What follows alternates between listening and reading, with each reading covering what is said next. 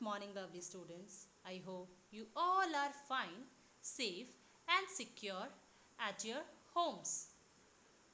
I hope सभी ने अपना वीकेंड बहुत एंजॉय किया होगा.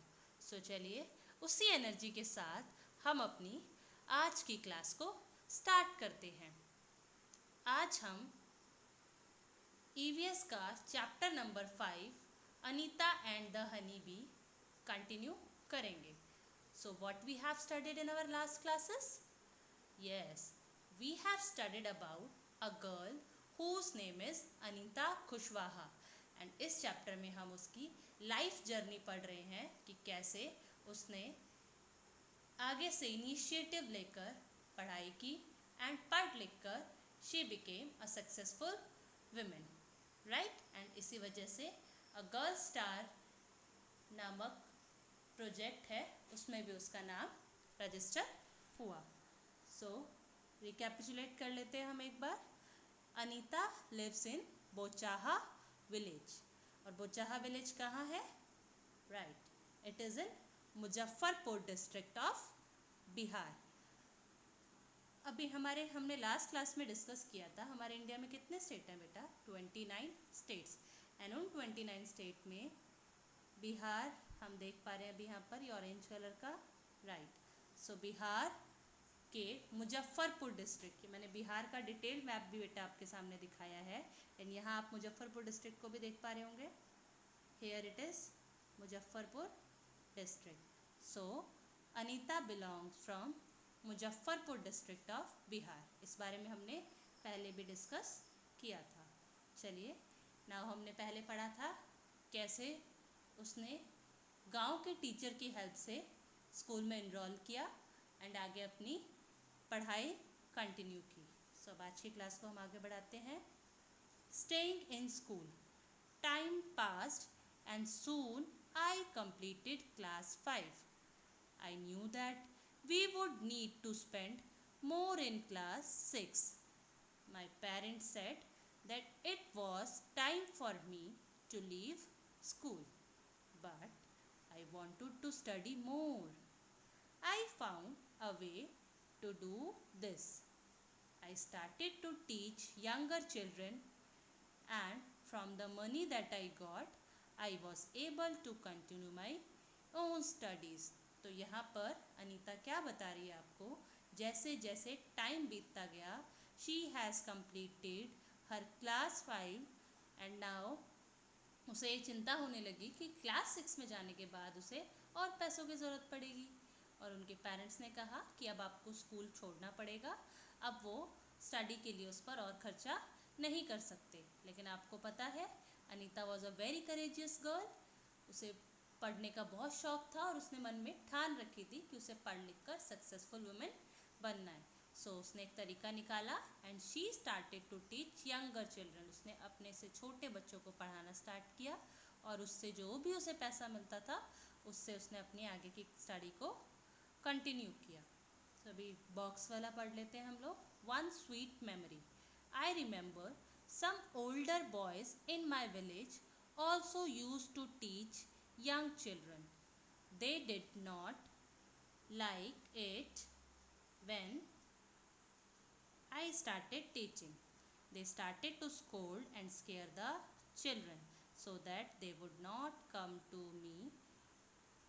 For some time, all the children except two stopped coming to me.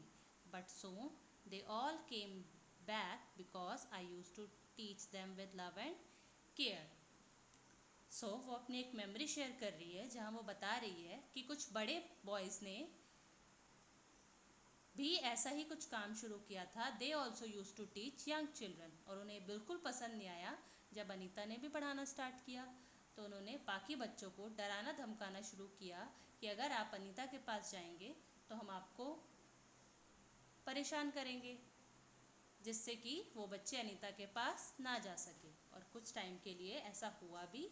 Anita के पास 2 बच्चों के अलावा कोई भी बच्चे नहीं जाते थे. बट जल्दी ही सारे बच्चे वापस से अनीता के पास आने लगे क्योंकि वह उन्हें बहुत ही प्यार और केयर से पढ़ाती थी. चलिए आगे कंटिन्यू करते हैं. Do you know what is RTE Act 2009? Yes, so आज की क्लास में हम RTE एक्ट के बारे में डिस्कस करेंगे. That is very important. ये बहुत ही इंपॉर्टेंट एक्ट है बेटा. और इसमें क्या कहा गया था?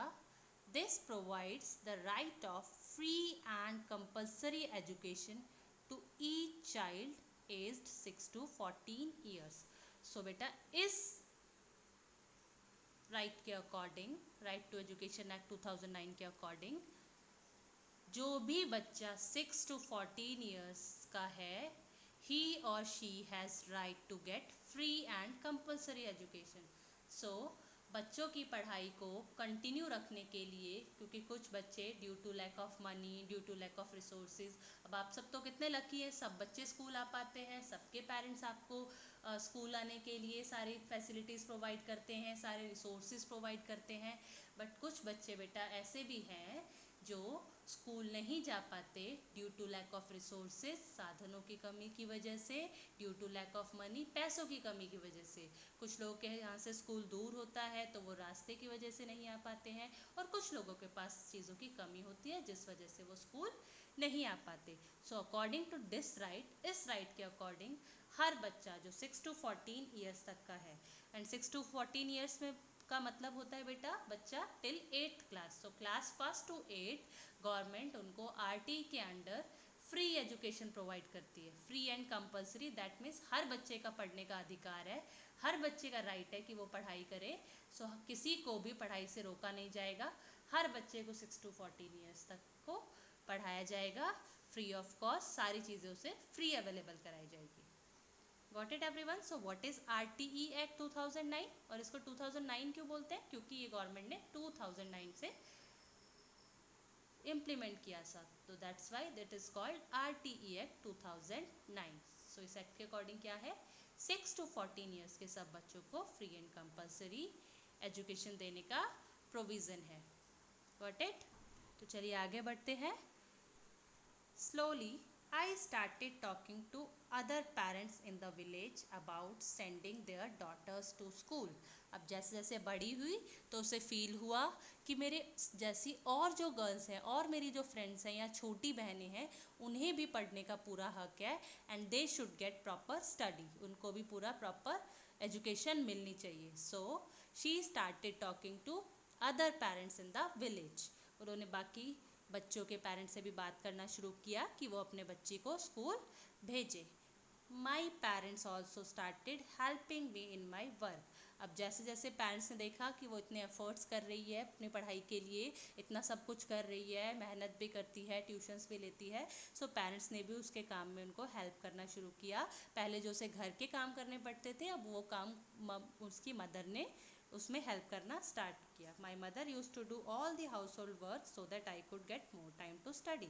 अब घर का सारा काम उसकी मम्मी करने लगी सो दैट वो अपनी पढ़ाई कर सके. तो इससे हमें क्या सीखने को मिलता है? अगर हम मेहनत करेंगे, अगर हम कुछ अच्छे काम के लिए मेहनत करेंगे तो सभी लोग हमारा साथ देते हैं. Now let's move forward.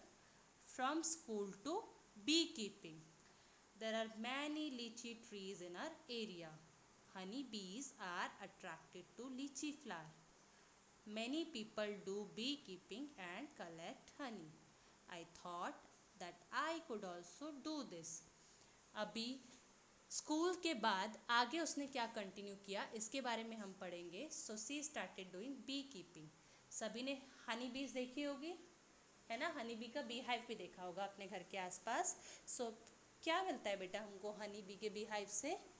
Right, we get honey from beehive. हमें बी हाइव से क्या मिलती है? हनी मिलती है. सो अनीता के मन में आइडिया आया बिकॉज उनके गांव में बहुत सारे लीची के ट्रीज थे, एंड लीची की जो स्मेल होती है वो इतनी स्वीट होती है कि हनी बीज उससे अट्रैक्ट होती है. सो हनी बीज अट्रैक्ट होके लीची के फ्लावर से नेक्टर कलेक्ट करती थी, एंड देन वो बी हाइव बनाती थी अपना. एंड जो गांव के बाकी लोग थे वो बी कीपिंग करते थे. दैट मीन्स बीज को पालते थे एंड उनसे वो हनी कलेक्ट करते थे. सो उसने भी सोचा कि she should also do that, उसे भी ये करना चाहिए. I joined a course run by government to learn about this. So वहाँ पर एक गवर्नमेंट कोर्स होता था जिसमें ये सिखाया जाता था how to do beekeeping, कैसे बीज को पालना है, कैसे बी हाइव से हनी कलेक्ट करना है. So she join that course, उसने कोर्स ज्वाइन किया and she was the only girl in this course. सिर्फ वही एक लड़की थी. आज से पहले बाकी सारे बॉयज़ ही ये कोर्स किया करते थे.